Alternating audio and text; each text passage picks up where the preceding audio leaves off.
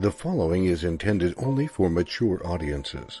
Always consult legal and medical professionals when needed. Viewer discretion is advised.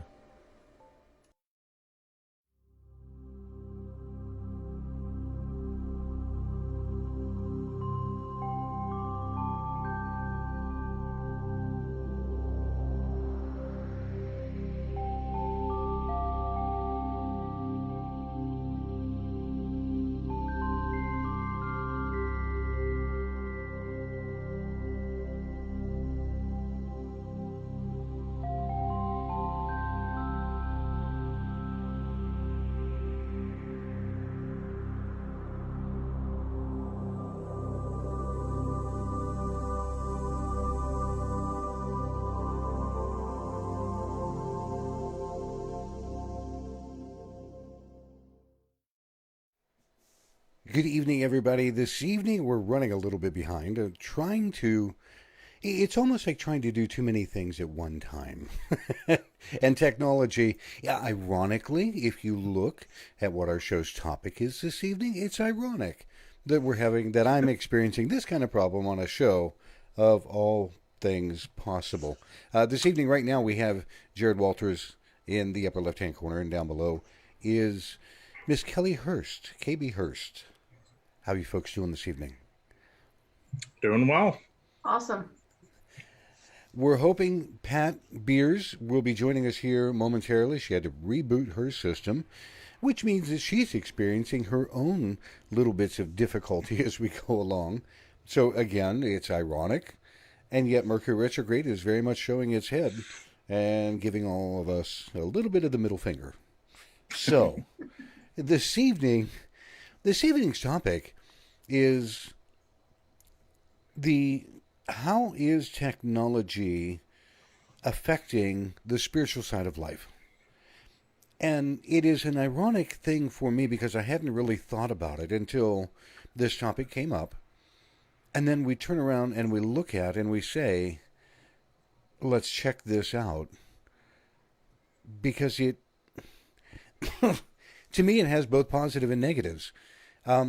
Kelly, if you would, I'm going to put you up first. Tell me, in a nutshell, what you think of this evening's topic, because it definitely was kind of like your baby topic here. So I'll let you take care of that. Well, when it comes to technology, I have this love-hate, I'm sure, just like everyone else with technology, social media. Like I love my phone. It's great for communicating with people, looking at my nieces and nephews. But then on the other hand, sometimes, if you're reading posts on social media, it can be very depressing. People are throwing a million political posts. I hate to bring up politics. I hate talking about politics, but you see all this negativity. And I was thinking today when I was thinking about today's topic, I was on social media, and it just seemed, with all of the environment going on in the world, political or whatnot, there were so many negative posts, and it was like, oh, this person is sick, or, look at this person, how they're treating animals. And it's like, we already know sometimes that those things are going on, but I feel like it really drains me as a person, more as an empath, when you're reading that type of material, because it's like it sucks the life out of you, is the lack of a better term to put it. And so, there's great things about social media, which I think you said, Michael, we were going to talk a little bit about positive and negatives. Mm-hmm. But as far as like an overall view, I love it for connecting with people. I've met several people overseas, and they've, become good friends, good acquaintances with many of them. And so it's great for connecting on a positive note. But as far as the negative aspects, it can really lower your mood, and just it can completely depress you. And I've seen that with a lot of people. So with technology, it's great. You can have a computer that can log on to different social media outlets. Technology helps me drive my car now. It's great for those things, but when it doesn't work, it can be very frightening, I think, in some ways. And tonight, on my end, the technology side that drives a lot of this, It is wholeheartedly turning around and rearing its ugly head on my side because we've got that Mercury retrograde and a bunch of other stuff just all coming together at the wrong time for this show. Oh yeah. Or, ironically, the right time to show people what's going on. You know, I was hoping to be able to broadcast this show tonight, both on Facebook Live, YouTube Live, and Periscope, and a lot of it just was not coming together, so we just started this way. Jared, in your thought pattern about tonight's topic, what would you tell people right off the bat? This is an interesting topic, and it's very multifaceted in a lot of ways because you can look at it from various different standpoints. The first way I tend to look at things is from an energetic standpoint, because being an energy healer and working with energy, I am very receptive to the energies that are around my energetic field. And, in a lot of ways, what are we subjecting ourselves to? What kind of energy is coming from your cell phone? What kind of energy is coming from your computer? And these devices 10 years ago, we weren't necessarily carrying around in our pockets, right on our hips. What are the implications that we're going to start to see in this generation, this technologically savvy new age generation, of the effects of these energetic waves that are hitting us? I don't think we've quite seen the magnitude of what's going to happen, because we know from a an energetic standpoint, anything physical in the body that sets up as an illness stems from an energetic perspective to begin with. So how are these things impacting our chakras? How is it internalizing and affecting us physically? And like I said, I don't think we've fully seen the ramifications from that yet, but I can tell you from my standpoint, I'm guilty. I'm guilty. My phone rarely leaves my side, and it's like, in a lot of ways in this day and age, we've become very stupid, if we want to word it like that, because we rely so much on this device that we can't think for ourselves anymore. We rely on that to answer so much. Oh, I can just ask Siri, how do you spell this? Or instead of, going to a dictionary and, looking it up. It's become very easy in a lot of ways. So it's good in some aspects and in the quickness and to retrieve information, but in the long term, I think it's going to cause more damaging effects as we go along, because we're not there yet. Technology keeps advancing every day, and we're subjecting ourselves to more and more radiation. What is that doing to us? So, I guess on my end, when this topic came up, I really thought about it, and what the two of you are saying is sinking in, and especially, Jared, what you're saying, because here again, our body is nothing but energy. And people think that we're solid form, but the only thing that's holding us together is an attraction between one atom and another, and that's inside cells and everything. So our body is like a homogenized being, because we're nothing but energy, and we're just being held together by attraction, magnetic, if you really want to think about it that way. And yet our mind is 100% electricity driven, all the synapses in the brain, all the things that go on, so you hold that cell phone up and you've got radiation coming off of it. What is it doing to the inside, the gray cells, the gray matter, the stuff that makes you think and who you might be? Mm-hmm. But when I took a look at this topic and said, okay, technology on the spiritual self, it floored me for a minute, because there are some massive positives and the massive negatives that go with it. Like you mentioned, either one of you, if you go walking down the street and you've got people going like this at their cell phone, and they are disconnected from each other, from their surroundings, from everything. Beforehand, you used to go to, let's go back 100 years. People went into town. All right, we're not the Wild West, but people either interacted, they said hello, they did things, they acted more as a group in their city and things like that, or in their small town. And we definitely don't have that now. Now we live in a world that's nothing but hustle and bustle, and I don't know if the two of you would agree, we have a lot more people that have become I, me, mine, and not we, us, our, as a group of individuals coming together to do things. Does that sound right? Absolutely. Yes. All right. I'm still kind of working with Pat off on the side. I don't know how things are going on her end yet. But I'll start off this way. Kelly, if you would, tell me one positive aspect of technology on the spiritual side, and then one negative that you think of that comes to your mind. The main thing that comes to my mind, and I see this a lot, just on Facebook, Twitter, if you're just following along, there's an instant gratification with reactive of moods of people. You are talking about me, I'm having kind of a bad day, send positive vibes type thing. And, maybe 10, 15 people are like, hey, how are you doing? Have a great day. And it makes people feel like another human being out there cares about them. On the negative sense, that can be so addictive that they can fall prey to me, that I am, spiritually, it's like people see themselves as being their own gods in a way, because social media keeps you alone, it keeps you isolated. And in some cases, because it is all mental, intellectual type thing, in many cases, you're reading, that's why people fall in love online. They're seeing that person's thoughts firsthand. They're not seeing them in person. It's like a mental thing. They're looking at it that way, and it's very addictive. On a more like societal thing, that one of the biggest TV shows right now is called Black Mirror, and they have this huge thing about the negatives of technology.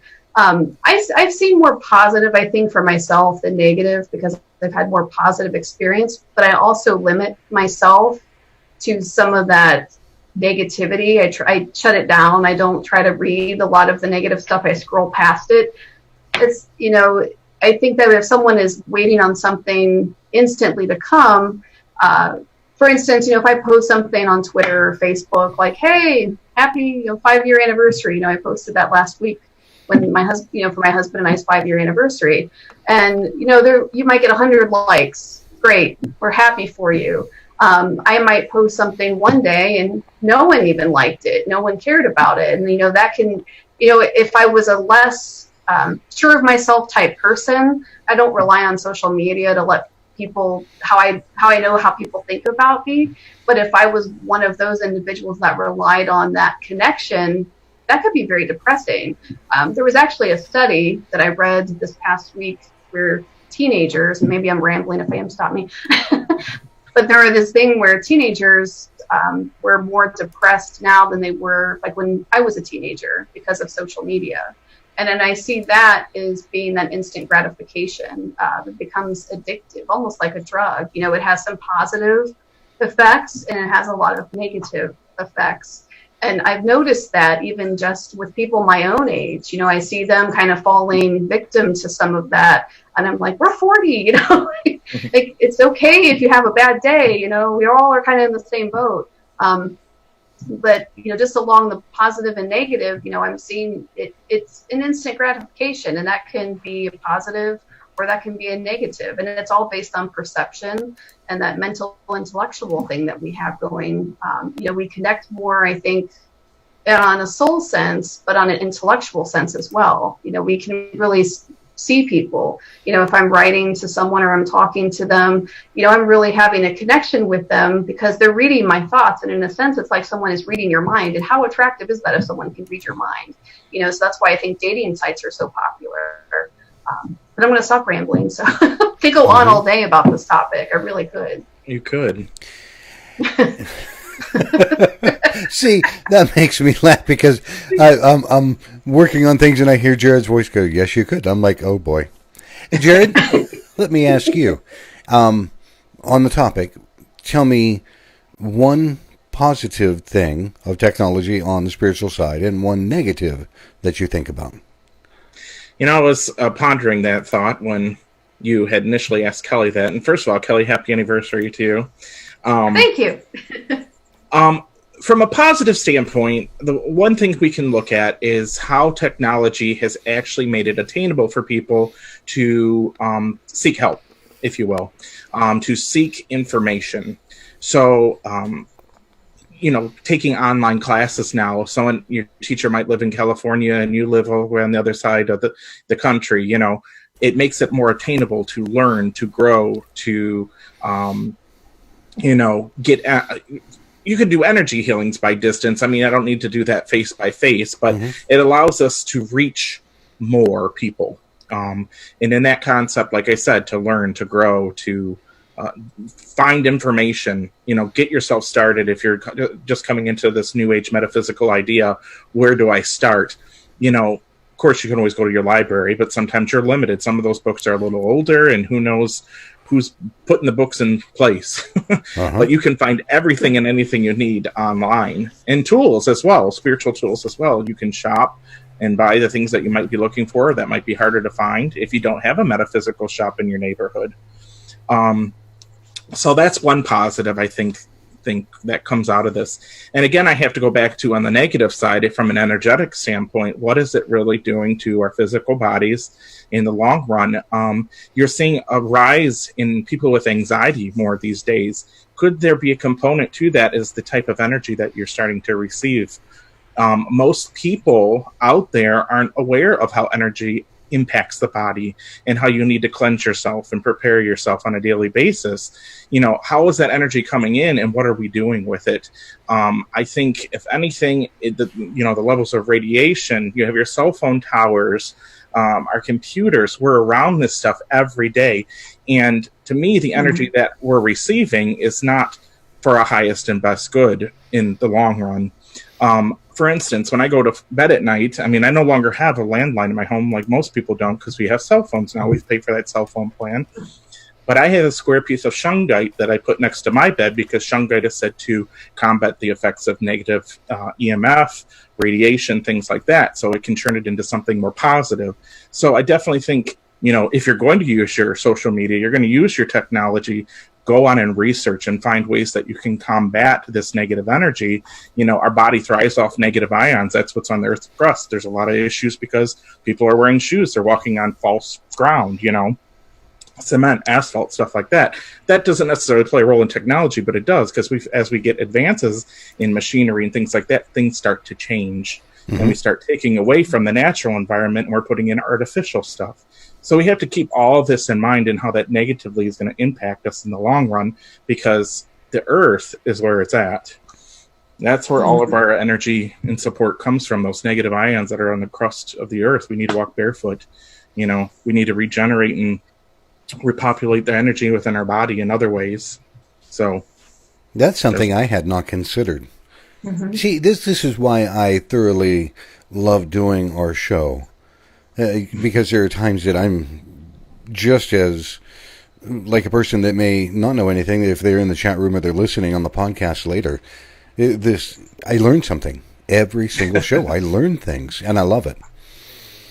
For me, I'm going to turn this kind of around to a different aspect and take our show as an example. As you said, Jared, we have the capability now to reach people on a grand stage scale that has been unprecedented before the age of the internet and technology as it has become now.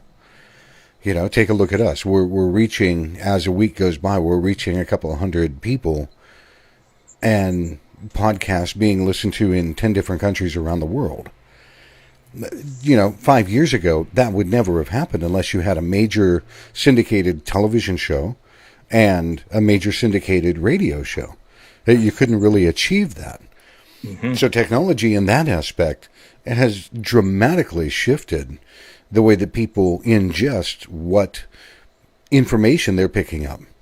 And right hand in hand with what you're saying, that ingestion can be positive or negative depending upon what they're doing.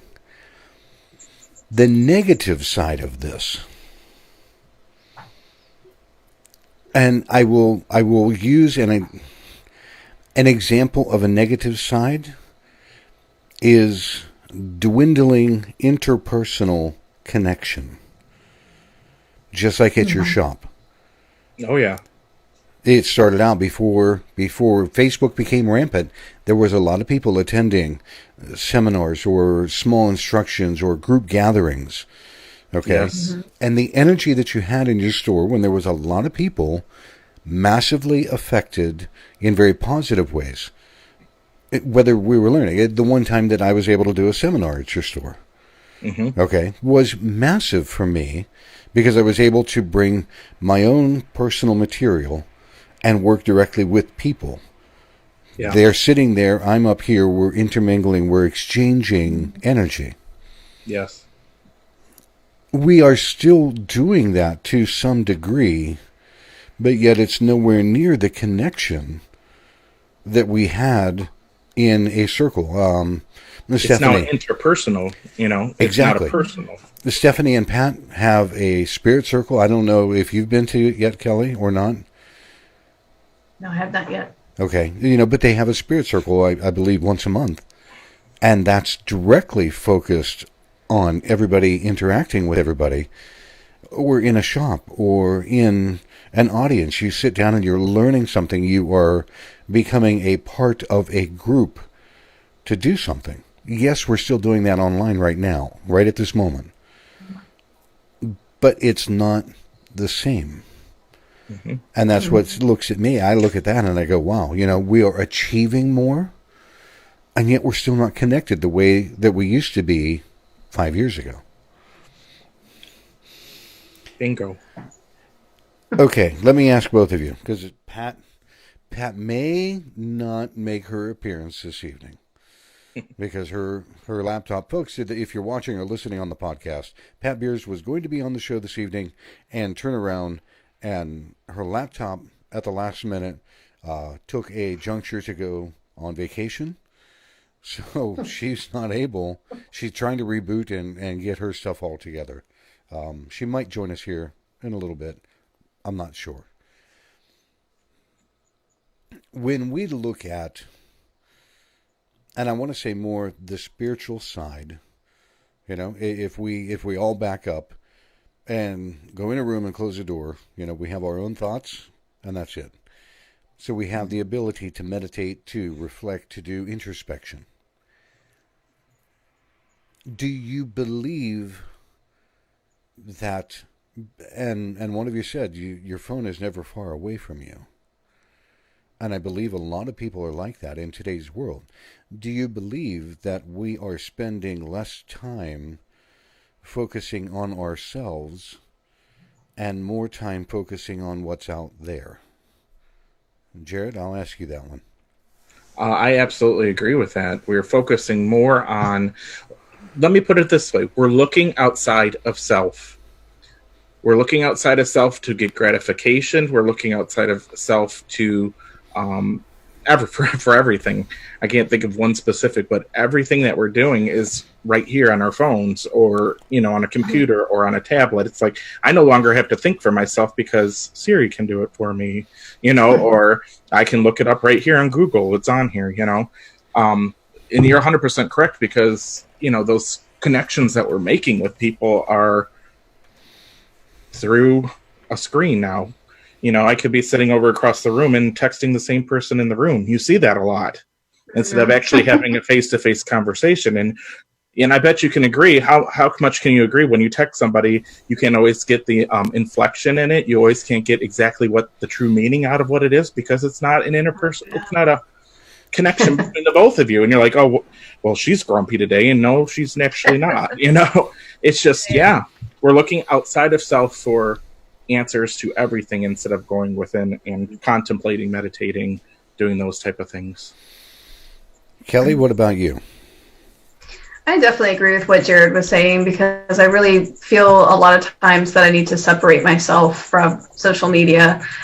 Even if I just look at something once a day, maybe I make myself busy or, take time to watch a movie, which again, you're still streaming movies like on Netflix, we're surrounded by technology.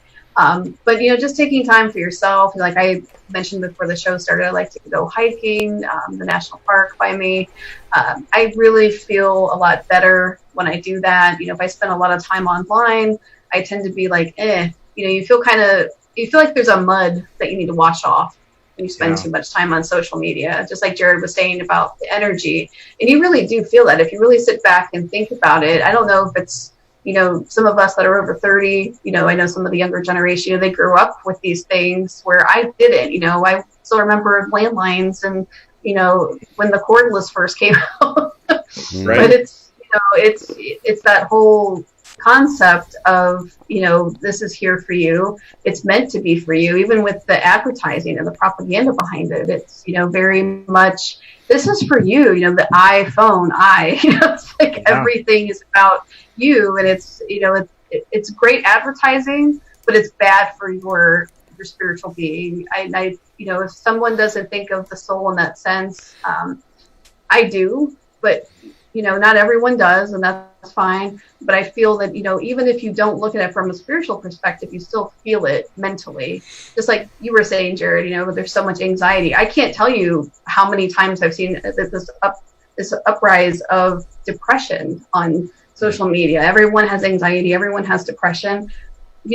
Like you said, why is that? Right. What's changed especially in the last 10 years? I'm sure most of us can identify with a moment where you didn't care about what people thought, and then all of a sudden, you post a picture of yourself online, and someone's like, "Wow, you wore that dress," or you look like you put on a little bit of weight. Are you okay? That's like, "Oh my God, I was thinking like that." Thanks a lot. Right. And it's just that, negativity. Yeah. Think about that. You just mentioned social media in that context. It's like, how many times are you going through Facebook or something and you're seeing something depressing? You're learning about, a dog that was abused or something like that. And all of a sudden your mood for the day has now changed and you've been negatively affected, and it's thrown your whole day off because you saw something that you weren't looking for, but somebody put up there. So it's just like, the stuff we watch on TV and how that's changed over the years, that, watching sad, depressing shows all day long is going to make you a sad, depressed person versus watching inspirational, So that too affects us, yes. Would you, and Jared, I'm going to ask just off the cuff, would you say that comedy shows have taken a very different turn or a hit and are less than what they used to be 10, 20 years ago? I definitely can agree to that. The only really show I can that I know is a lot of comedies and Practical Jokers. I don't know if you've ever seen it, but yeah, back in the day, you might have heard, if it was the radio or if you're watching TV shows, you had much more humor back then. And humor is just a way of releasing and letting go of a lot of that negative energy that you pick up just on a day-to-day basis, just from being around certain people sometimes. Mm-hmm. So yeah, I definitely think there's less comedy and it's more reality TV. What the Real Housewives in, Beverly Hills, California are doing, people with money, with me, mid-income here, just scooting by, wishing, oh, look at how rich they are. They're just so lavish and, taking all these trips, this, that, and the other. So yeah, there's definitely been a change. Here's a question for both of you, and this one becomes a little bit political. Mm-hmm. Staying in a venue of talking about television shows and humor or comedy, let's backtrack to the Dick Van Dyke Show or the Carol Burnett Show. Right. Okay, true comedy as we kind of know it. Red Skelton. But then you get into The Jeffersons, which was a situational comedy. Mm-hmm. I don't remember the name of the show, but think about Archie Bunker. Mm-hmm. Think about the show that was, oh Lord, I can't even remember the name of it. Sanford and Son. Uh-huh. Okay. And these were shows because it was comedy. And they did not paint this with a brush that said black person, white person. Mm-hmm. To where now comedy shows try to be inclusive of so many things, or, I believe that they are trying to do something that they should not. Mm. Comedy, if it is funny, should be funny and should not be gender biased, racist, anything, and should not be looked at that as such, unless you get somebody that's out there.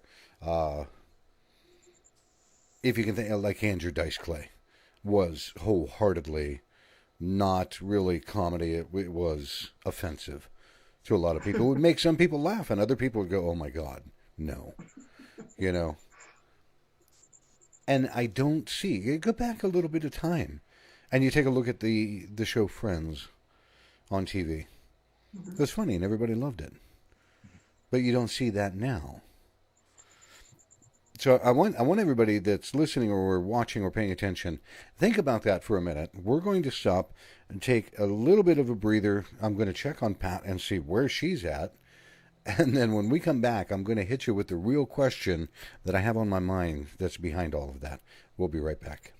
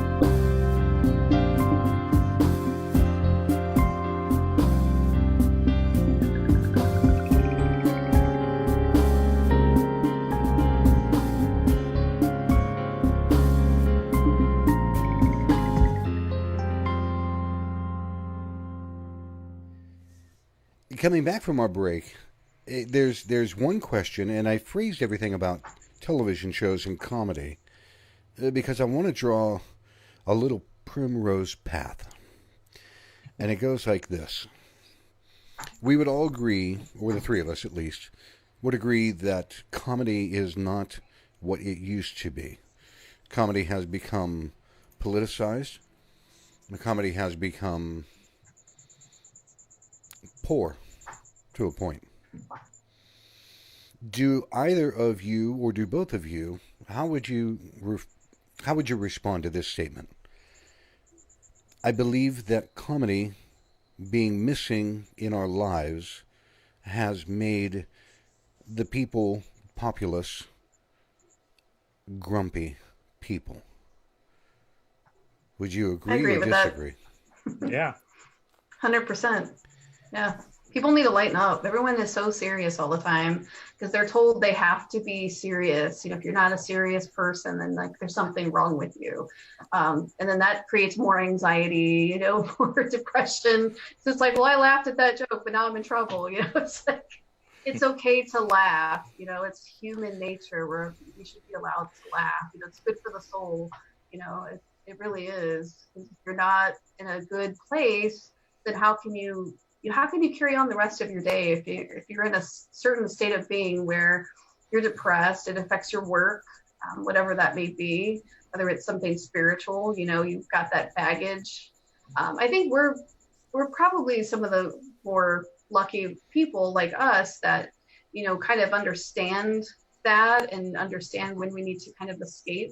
Jared, you do energy work, so I think that you kind of have a good self-talk going. If something's really bothering you, I would imagine people like us tend to do that, where someone that doesn't have an outlet, such as Michael, you're saying laughter, something to enjoy, even if it's just like have a beer, enjoy yourself, relax for a minute.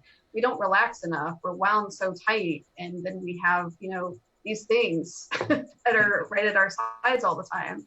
So I mean, it's definitely Jared? Sorry, I'm rambling again. You're fine. Phone check. Who's all got their phone right by them? I do not. Oh, I'm surprised. When I left corporate America, I swore I did not want another effing cell phone.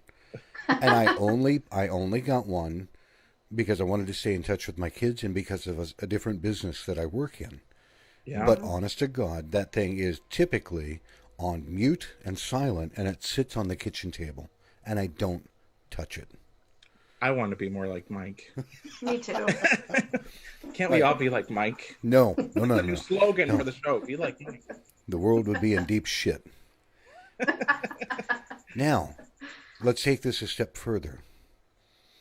So we have a populace that is predominantly a grumpy group of people, right? And then social media comes along. We right now are in a show where we are trying to help interact and work with people and show them a very different side of life. Mm-hmm. How they can better their lives, how they can control. But let's face it, this is only 1 hour on one night of an entire week. Mm-hmm. So now this grumpy group of people gets on social media, Facebook, Twitter, Instagram, whatever, and I know that everybody and their mother can see how that is affecting people and how other people are reacting to it. Because if I'm not mistaken, if both of you would agree or disagree, 10 years ago, when we had... Jared, 10 years ago, if you and I were to have a conversation about politics or religion or anything, mm-hmm. you would present your side. I would think about it. I would present my side. We may never agree on it, but I never sat there and go, F you, and give you the finger and call you all kinds of horrible names. And, right. And meanwhile, Kelly would jump in and go, oh, well, I'm going to add my 2 cents to this. Never happened. Right. I mean, mm-hmm. Our society today has become so worried about offending the other person, though, that's why they become so grumpy, I think, in a lot of ways. Because we're so wrapped up about, oh, I shouldn't say this, I shouldn't say that. So instead, they take it on social media and become what Bobby named this term a while back, and I just think it's hilarious, but so appropriate, keyboard warriors. They can sit behind a keyboard and give their opinions and throw it out left and right. Because you might not have a picture of yourself. Nobody might know who they're talking to. And, they can let it all out. And not worry about the repercussions. Versus a face-to-face conversation when somebody's looking in your eyes. It's a little more different. It's a little bit more intimidating. Mm-hmm.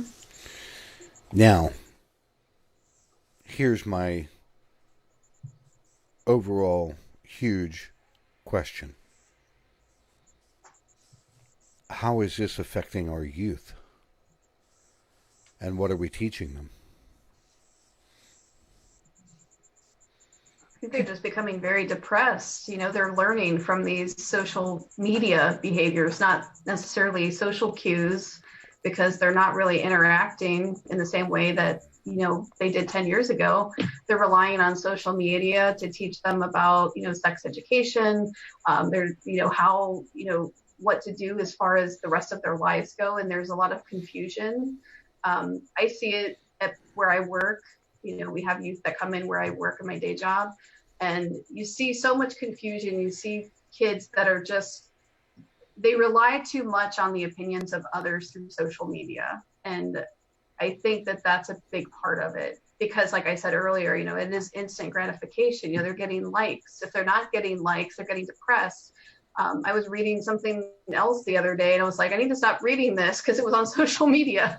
But they were talking about suicide rates of children. I was reading something that, kids even as young as 10 are, getting depressed because of social media. And it's like, you haven't even stopped playing with Barbies, most of you, and you're, on social media, and you're depressed about, whether or not someone likes a picture of you. That is where I find it's a fine line, between the positive and the negative. And you just really gotta watch for sure.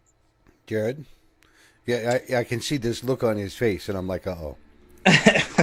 This is very interesting. And again, I think it's very multifactorial, because so much of in youth and childhood and growing up, you rely on the outside world to influence who you are as a person. Okay, we learn and gather as we go from watching and observing. I think in a lot of ways, parents have instituted putting a phone or putting a tablet or a computer in front of their child as a babysitter. And I think people are losing touch with the outside world. And when you start losing touch with the outside world, and I can speak from, a standpoint in my own family and with my own niece, and I rely on spirit to bring things through to me and kind of show me things like this. And I'm seeing in her, she has a lot of anxiety. She's very socially awkward outside of her core group of friends, and she is very intimidated when the intention is on her. Mm-hmm. In a public setting, can't go, doesn't like to go on stage. The nerves just eat him alive, and it's not like you're not the only person on there. There could be 100 other people up there with you, but it's like they're so much afraid to do things and experience things because they rely so much on falseness that they see right in front of them. This is their crutch. This is where they go internally, is through this, not physically internally, like, we should spiritually. They're going internally with inside this to find the external sources that make them happy, or, define certain things for them, if that makes any sense. It does. I think we're losing touch with reality in the world around us, and we're relying so much on that we're losing a lot of who we are and where we come from. I was thinking also on the onset, where you talk about so much like cell phones. I find it interesting that now they can use virtual media to assist people with getting over certain types of fears. Like I have a huge fear of heights and, someone sticks like a virtual media thing on my face to try to get me over, standing in a higher place, in that sense, that could be a positive thing, let's not be overly negative tonight, but we'll all be depressed. Oh no, there's things we didn't do. I'm kidding. But yeah. But as far as the, some of it can be positive. I think that, in hospitals even, they're able to use certain types of technology, to help patients that, even with heart problems that, 20 years ago, I would have never even thought that they could do those things. That's science fiction. And right. In a sense, science fiction is becoming our reality, and it's fascinating. I love science. I love all of that stuff. But, it's more like they always say, do things just a little bit at a time, not keep it in small doses. And that's kind of how I feel about social media and technology. Is it's great. It helps things. My car could probably drive itself if it wanted to. I don't trust it yet, but but on those senses, I think that, like you were saying about your niece, the social part of it. They're learning by robots are basically teaching them in a sense. Your phone is basically a miniature robot. And Right. there's a movie, I think it's on Netflix, and it was actually fascinating. And it's called I Am Mother, I think was the name of it. And it's about a robot that raises a baby. And it was completely fascinating. It was a little it wasn't disturbing in that like horror movie type sense, but it was just something that gave you food for thought. And it's like your phones, like you were saying, your nieces or nephews, people are putting iPads in front of their phone. Pretty soon robots will be raising our children. I mean, it's that close into the future if you look at all the science that's come out. So in a way, where do you draw the lines? And I think there's a danger of that spiritual self. It's almost, if you want to get real serious, like transhumanism, pretty soon we're all going to be half robot, half human, and which could be great, helps grandma live longer. But at the onset, it's like, what does that really do to your inside, yourself, your sense of self? Are you still yourself, or are you becoming part robot? Are you part of that technology that was put in your body? Are you losing who you are? So, That's the point that they call the singularity. yes. When humankind will become half technological being, half human being, integrated. Mm-hmm. My thoughts about all of that were take a look at robotic surgery. Mm-hmm. Somebody in the United States doing surgery on somebody that's in the military overseas to be able to save their lives. Right. Huge advancement. Not to sound odd, ladies that have mammograms done. Look at the advances that has helped trying to reduce breast cancer alone. As well as for everybody if they have to go have a colonoscopy. All of these advances in science are helping human beings live longer, live better.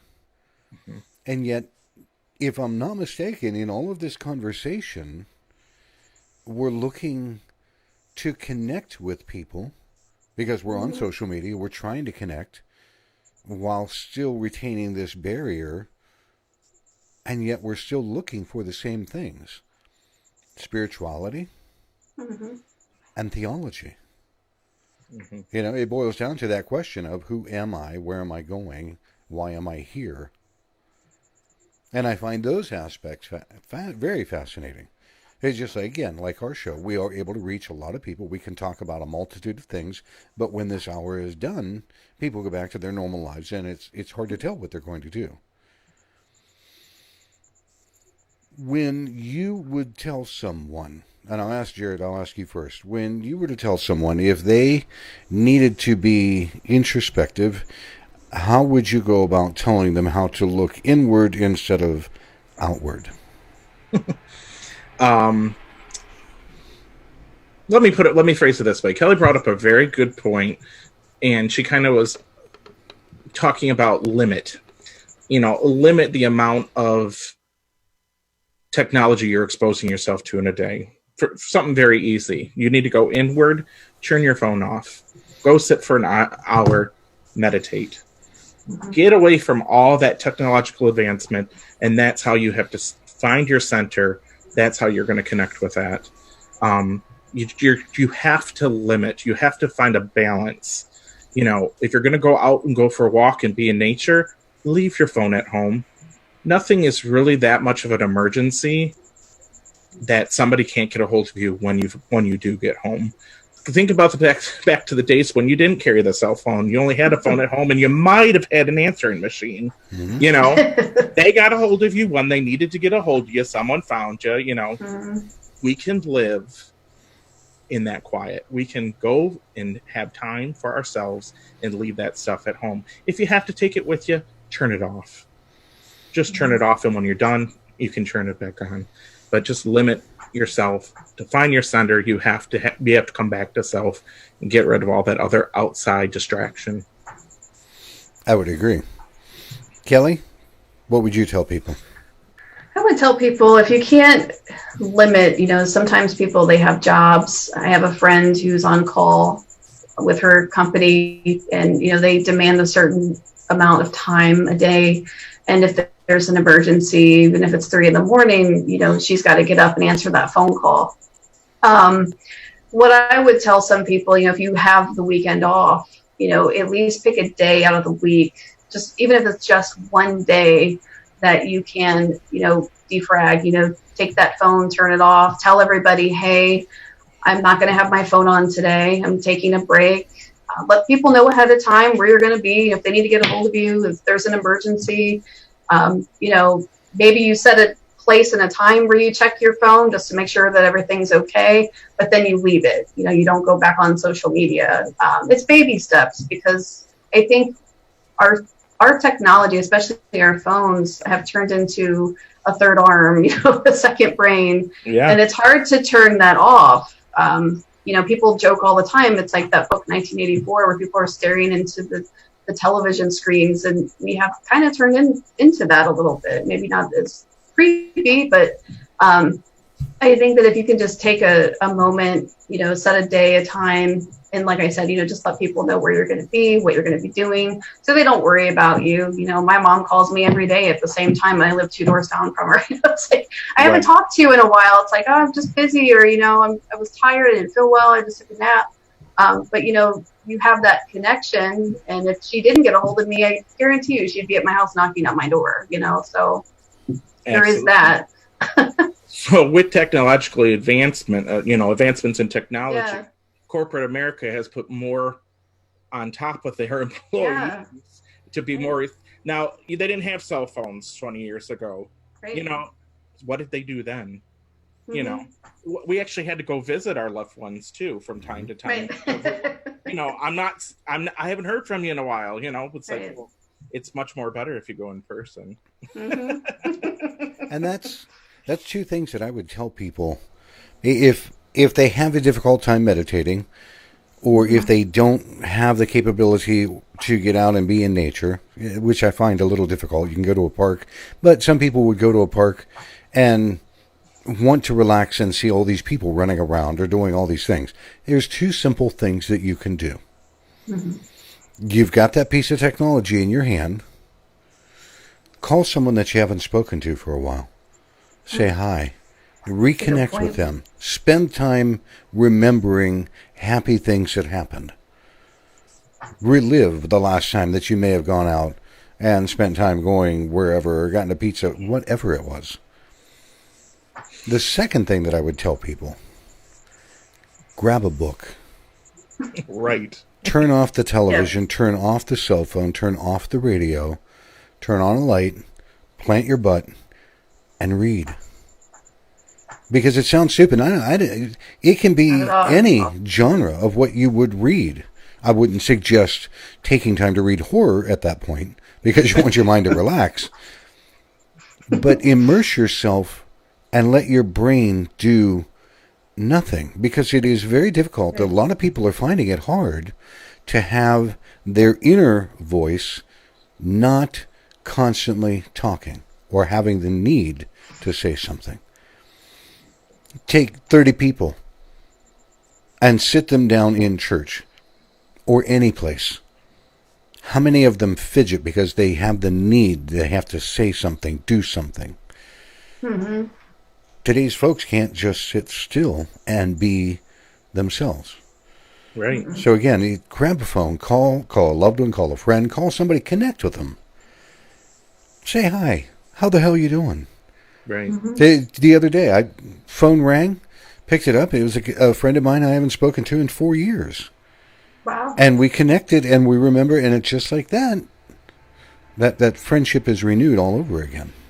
Mm-hmm. And again, grab a book, sit, read, turn your mind off. Yeah. Make it do nothing for a little while.